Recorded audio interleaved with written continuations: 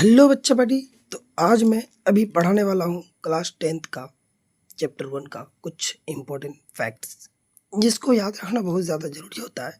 अगर इसे आप याद नहीं रखते हैं तो फिर आपको पढ़ना थोड़ा मुश्किल हो सकता है, इसलिए ये चीज़ें आपको याद रखना बहुत ज़्यादा ज़रूरी है। तो इस चीज़ को आप याद रखें, है ना, आपके लिए बहुत बेहतर रहेगा।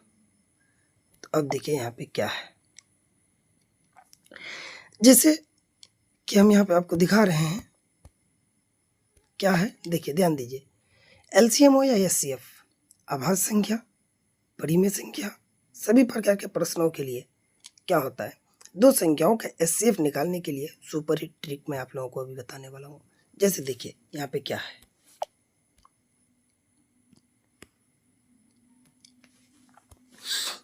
हाँ, तो ट्रिक क्या है बच्चों, यहाँ पे कह रहा है बड़ी संख्या को छोटी संख्या से भाग दे, शेषफल को नए भाजक के रूप में ले। ये प्रक्रिया तब तक दोहराइए जब तक कि शेषफल 0 ना आ जाए।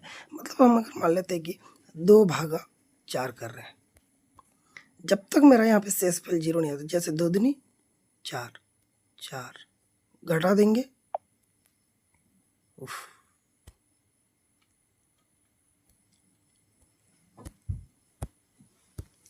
जैसे यहाँ पे 2/4 किए तो 2 बार में आया 2 भागा,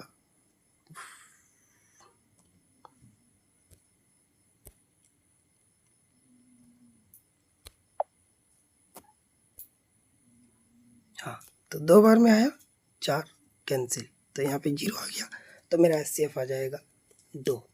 इसी तरह ट्रिक आपको बनाते जाना है। हाँ, तो यहाँ पे जैसे कि एक एग्जांपल भी लिया गया है अंतिम भाजक। जैसे एग्जांपल लिया गया है कितना का, 96 और 120 का एचसीएफ निकालने के लिए। तो 120 को 96 से भाग दिया गया तो शेषफल मेरा 24 आ रहा है। फिर 96 को 24 से भाग दिया गया तो शेषफल आ गया 0। तो इस वजह से मेरा यहाँ पे एचसीएफ हो जाता है क्या, 24 एचसीएफ हो जाता है। अब मैं अगर आगे देखूं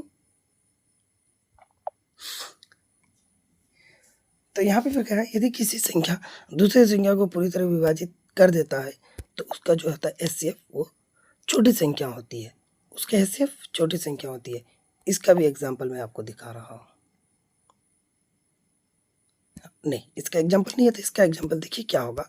जैसे 4 और 12 का एचसीएफ निकालो, तो ये अगर जैसे कि ये 12 और 24 है, 4 और 12 है, तो यहाँ पे क्या है कि 4 को अगर मैं 12 से भाग दूं तो एक बार में पूरा पूरा कट जाएगा, 4 12, क्लियर, पूरा पूरा कट गया।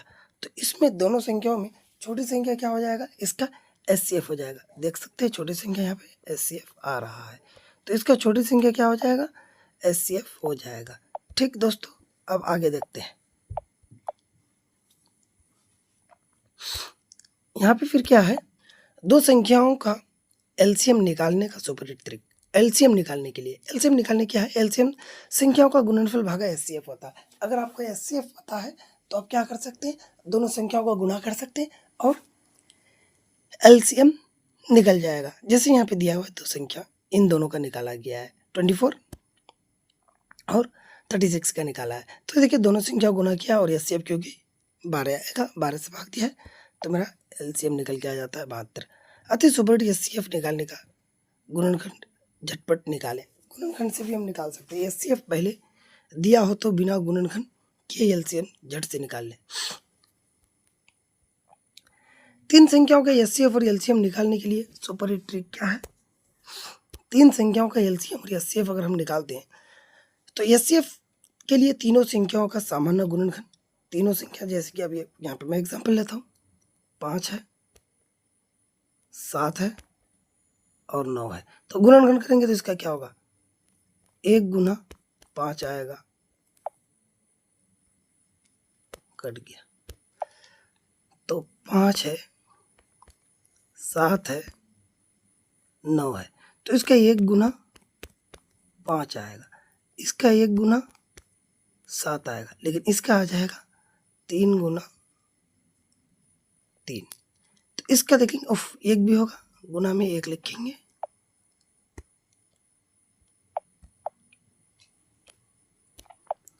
तो ऐसे हो सकता है। तो सबसे छोटी गुणनखंड का पावर होता है वही होता है एचसीएफ, लेकिन भाग एलसीएम में जो सबसे बड़ा होता है वही होता है। तो ये ट्रिक रहा इसके लिए। अब आगे देखते हैं। तो तीनों संख्याओं को गुणनफल कर देंगे, दो संख्या के एचसीएफ देंगे। इस फॉर्मूला से हम निकाल सकते हैं। ये फॉर्मूला आपको यहाँ पे दिख रहा है, इस फॉर्मूला से हम निकाल सकते हैं। फिर अगर मैं आगे बढ़ूँ थोड़ा, तो अभाज्य संख्याओं, जैसे यहाँ पे दिख रहा है, अभाज्य संख्या जांच करने का ट्रिक क्या होता है। मान लेते हैं कि कोई अभाज्य संख्या n है, तो उसको क्या करेंगे, हम अंदर रूट लेंगे।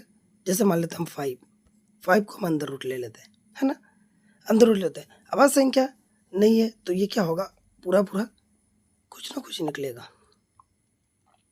हाँ, उसके बाद 97 अभाज्य संख्या है या नहीं जांच करते हैं। 97 देखिए यहाँ पे 97 का 2 से भाग दिए, 3, 4, 5 से भाग देकर देखते हैं तो कोई भी पूरी तरह से विभाजित नहीं हो पाता है। 1 से लेकर के हम 9 तक भाग दे करके देखते हैं, पूरी तरह विभाजित नहीं हो पाता है। तो हम इस प्रकार से कह सकते हैं कि ये एक अभाज्य संख्या है ना।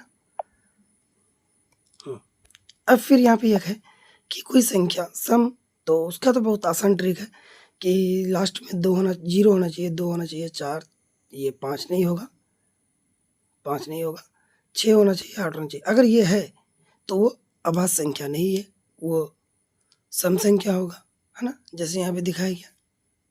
और ये अभाज्य संख्या नहीं है, 5 अभाज्य संख्या यहाँ पे, 2 अभाज्य संख्या। अब आगे देखते हैं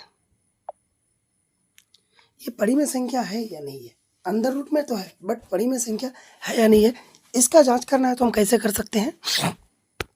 देखिए सबसे पहले अगर कोई भी परिमेय संख्या है या नहीं, अगर अंदर रूट में दिया हुआ है, मान लेते कि 10 है और भी एक संख्या है, मान लेते कि 9 है।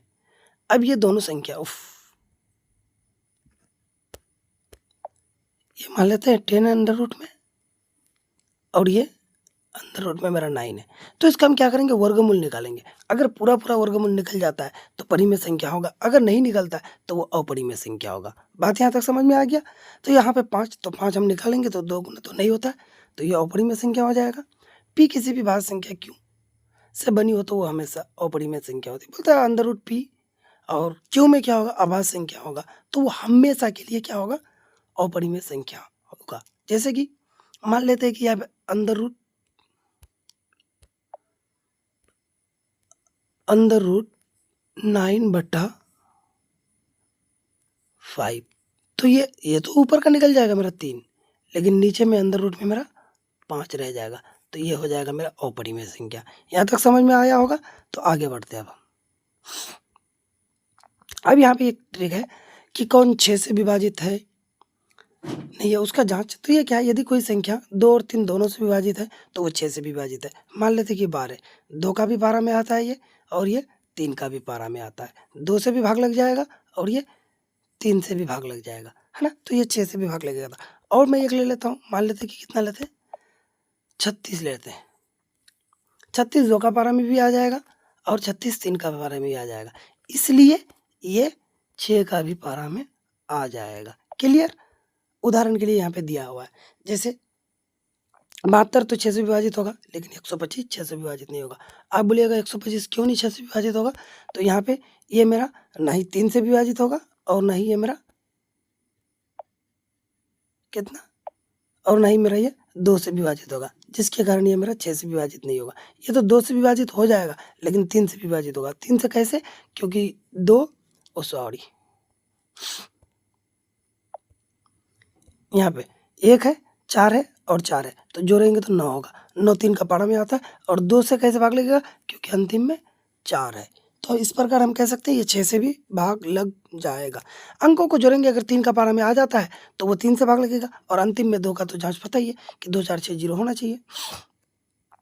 और 11 से जांच करने के लिए कहता है संख्या वैकल्पिक अंकों का योग का अंतर 11 निकाले। यदि 11 से विभाजित हो तो योग और अंकों का योग का अंतर निकाले। अगर वो हो जाता है 11 तो वो 11 से भाग लगेगा, नहीं होता है तो नहीं लगेगा।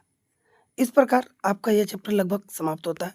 एचसीएफ छोटी संख्या से भाग देने पर ये कुछ इंपॉर्टेंट फैक्ट है, इसको भी आपको पढ़ लेना बहुत ज़रूरी होता है। आप अगर याद रखते हैं तो ये चीज़ आपके लिए बहुत लाभदायक होगा, है ना। ये चीज़ें हैं